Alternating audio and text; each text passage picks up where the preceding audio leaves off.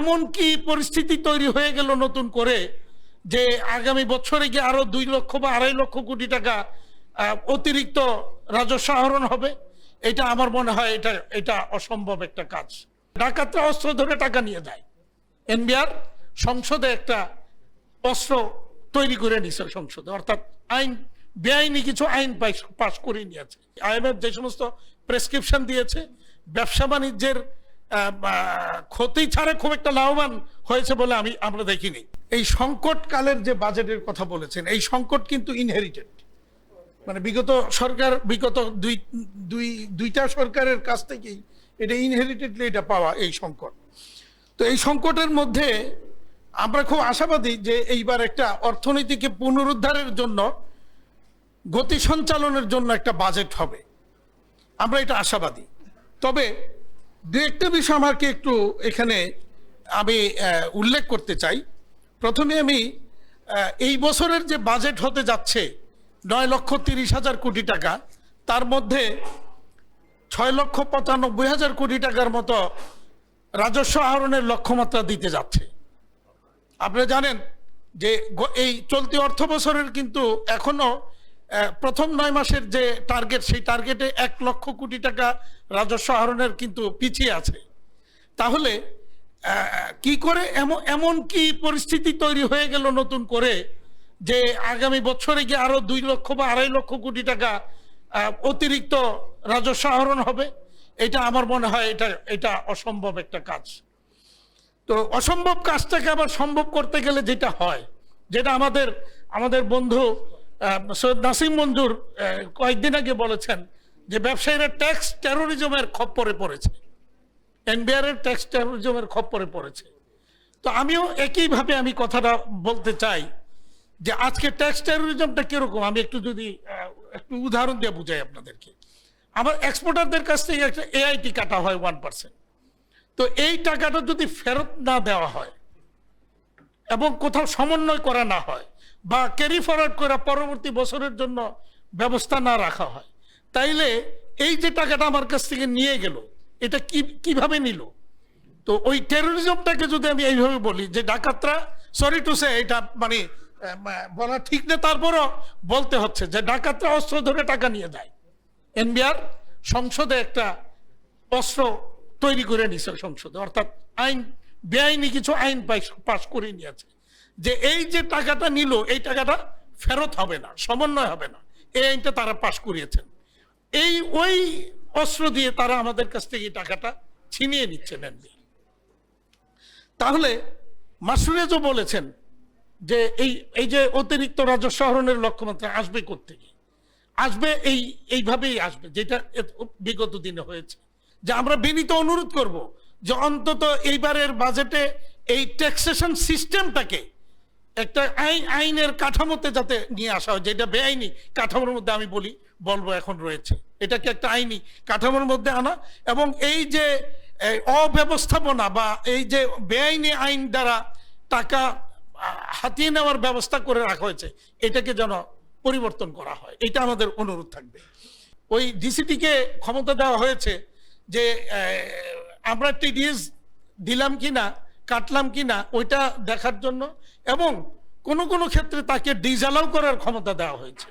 তাইলে ডিসঅ্যালাউ করে এবং টিডিএস, মনে করেন আমার এক্সপোর্ট ওরিয়েন্টেড ইন্ডাস্ট্রি, এক্সপোর্ট করার জন্য আমি নানা কিছু মালামাল কিনি, ছোট ছোট দোকান থেকে হয়তো আমি কিছু অ্যাক্সেসরিজ কিনলাম, বছর শেষে হয়তো আমি টোটালটাকে একসাথে করে একটা খরচ দেখালাম। তো ওই ধরেন আমি যদি 2,000, 5,000, 10,000 টাকার জিনিসপত্র এনে আমি রপ্তানি কাজে ব্যবহার করি, ওইটার তো আর আমি ট্যাক্স তো ওখানে দেওয়ার কোনো সুযোগ নেই আমার। এখন এইটার টিডিএস কেটে আমাকে আবার এটা যদি না জমা দেই, তাহলে এই টোটাল খরচটাকে ডিসঅ্যালাউ করে এটাকে ইনকাম হিসেবে গণ্য করা হচ্ছে, যেটা চরম অন্যায়। কারণ ওখানে তো আমার খরচ হয়েছে, এটাকে ইনকাম হিসেবে গণ্য করে ওইটার উপরে 30% ট্যাক্স ধার্য করা হয়। এই ধরনের জুলুম, অত্যাচার ব্যবসায়ীদের উপর হচ্ছে, এটাকে বন্ধ করার জন্য আমি বিনীত অনুরোধ করব। আরেকটা জিনিস আবার বললো, আপনারা আছেন এখানে, না আপনারাও একটু যদি ভূমিকা রাখতে পারেন, যে অতীত থেকে যেটা হয়ে আসছে, ট্যাক্স কালেক্টর আর পলিসি মেকার একই গ্রুপ বা একই গোষ্ঠী, এটা কোনোদিনই হতে পারে না, হওয়া উচিত না, অনৈতিক এটা আমি মনে করি। এটাকে অবশ্যই সেপারেট হওয়া উচিত। এবং এনবিআর এর যে সংস্কারের যে প্রস্তাব ছিল বা হওয়ার কথা ছিল, সংস্কার হোক বা না হোক, অন্তত এই জায়গাটাকে সেপারেট করা দরকার বলে আমরা মনে করি। এবং যে কোনো পলিসি যা নির্ণয় করা হবে এটা যেন 5 বছরের জন্য অন্তত ফিক্সড করা হয়। কারণ ইনভেস্টমেন্ট বলেন, ফরেন ইনভেস্টমেন্ট বলেন, লোকাল বলেন, ব্যবসা করতে গেলে আমাদের ওই একটা পলিসি দেখে পরিকল্পনা প্রণয়ন করতে হয়। তো 5 ইয়ার্স যদি পরিকল্পনা না থাকে কমপক্ষে, তাহলে আমাদের পক্ষে বিজনেস পলিসি তৈরি করা খুব কঠিন হয়ে যায়। এখন তাহলে এনবিআর কি করতে পারে? আমার যে এআইটি, সে মনে করেন আমি আমার কাছ থেকে 1 কোটি টাকার ট্যাক্স নিয়ে এআইটি নিয়ে গেল, বছর শেষে দেখা গেল আমি আপনারা যে ব্যালেন্স শিট তৈরি করলেন সেখানে দেখা গেল যে সে 1 কোটি টাকা আমার প্রফিট হয়েছে। তাইলে আমার 12% কর্পোরেট ট্যাক্স রেটে পাবে 12 লাখ টাকা, তো বাকি টাকাটা তো এসে নিছে। তাহলে বাকি টাকাটা কি হবে? বাকি টাকাটা আমার প্রস্তাব হচ্ছে যে বাকি টাকাটা একটা বন্ড ইস্যু করে দেব, ক্যাশ টাকা আমাকে দেওয়ার দরকার নাই, বন্ড ইস্যু করে দেওয়া হোক। এই বন্ডটা আমি সরকারের অন্য কোনো খাতে, অন্য কোনো জায়গায় আমি যখন ট্যাক্স পরিশোধ করতে বা কোনো কিছু পরিশোধ করব, সেখানে আমি এটা পরিশোধ করে দিব, সমন্বয় করে দিব। অথবা ইন্ডিয়াতে এই সিস্টেম আছে, অথবা যাদেরকে আমি অন্য কারো কাছে এটা সেলও করে দিতে পারবো, এরকম একটা বন্ড যেন আমাদেরকে ইস্যু করে দেওয়া হয়, এটা একটা পদ্ধতি হতে পারে।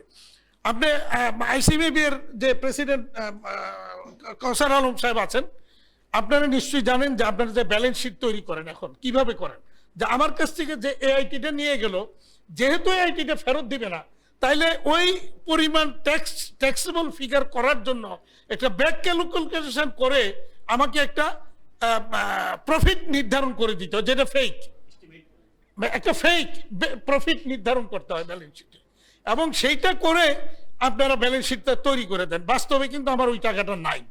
তাহলে আমি এনবিআর চেয়ারম্যান মহোদয়কে প্রশ্ন করছিলাম যে আপনি যদি 2 দিন পরে আমাকে ধরেন যে আপনার যে ব্যালেন্স শিটে দেখা যায় এত কোটি টাকা আপনি প্রফিট করেছিলেন গত কয়েক বছরে, এটা কোথায়? আপনার তো টাকা ব্যাংকেও নাই, কোথায় ইনভেস্টমেন্টও নাই, তাহলে এটা বিদেশে পাচার করছেন কিনা? এই প্রশ্নের উত্তর কি হবে তখন? তো এই বিষয়গুলি আমার মনে হয় স্বচ্ছতা দরকার, এই জায়গাগুলিতে আমাদের মানে সিস্টেমের মধ্যে এগুলিকে আনা দরকার। তারপরে আপনার আজকে প্রধান অতিথি উনি বলেছেন যে বন্ধ কারখানাগুলি খোলার ব্যবস্থা নিয়েছেন, উদ্যোগ নিয়েছেন। ডেফিনেটলি এটা অত্যন্ত সাহসী উদ্যোগ, আমরা এটাকে ওয়েলকাম করেছি, সাধুবাদ জানিয়েছি। কিন্তু চলমান ফ্যাক্টরিগুলি যেগুলি মানে মরে মরে অবস্থায় আছে, এদেরকে কি বাঁচিয়ে রাখার জন্য কোনো উদ্যোগ নাই?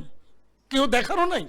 আমি তো মনে করি, আমি মাননীয় প্রধানমন্ত্রীকে ওই দিন বলেছিলাম, আমরা ওই দিন দেখা করে বলেছিলাম যে অন্তত এই ফ্যাক্টরিগুলি যেগুলি বন্ধ হয়ে যাওয়ার উপক্রম হয়েছে, আগে এদেরকে বাঁচান।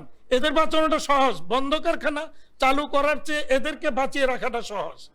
তো আমি এই বাজেটে যেন ওই যে আমরা দেখলাম যে একটা বিশাল পরিমাণ অঙ্কের থোক বরাদ্দ আছে, সেই থোক বরাদ্দ থেকে অন্তত এই চলমান ফ্যাক্টরি যেগুলি মানে মরে মরে অবস্থায় আছে, যেগুলি বন্ধ হয়ে যাওয়ার উপক্রম হয়েছে, সামান্য পলিসিগত সাপোর্ট, সামান্য হয়তো অর্থনৈতিক সাপোর্ট, সামান্য হয়তো তার ইন্টারেস্ট রেটের সাপোর্ট দিলেই এই ফ্যাক্টরিগুলি কিন্তু বেঁচে যাবে। অর্থাৎ মনে করেন একজনের একটা মান্থলি ইনস্টলমেন্ট আছে যেই সাইজের, সেই সাইজটা সে বহন করতে পারছে না এখন, মানে পরিশোধ করতে পারছে না, তাইলে তাকে ওই সেখানে ইনস্টলমেন্টের সাইজটা ছোট করে তাকে একটু বাড়িয়ে দেওয়া হোক, তাইলে তার পক্ষে হয়তো বেঁচে যাওয়া সম্ভব, তার ইন্ডাস্ট্রিটাও বেঁচে যাবে, শ্রমিকদের কর্মসংস্থান হারানো থেকেও তারা বেঁচে যাবে।